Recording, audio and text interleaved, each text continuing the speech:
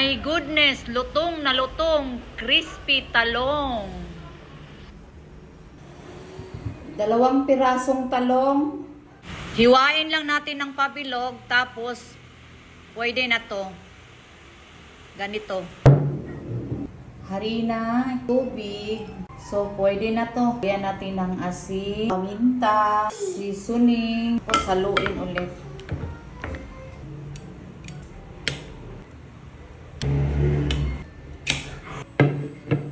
Crumb breads gamitin natin.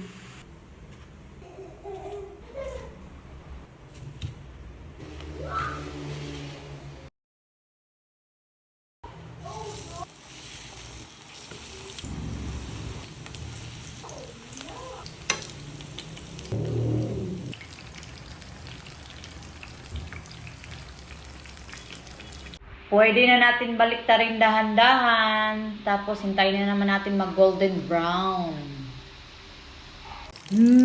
Ang bango niya. Amoy pa lang, busog na ako.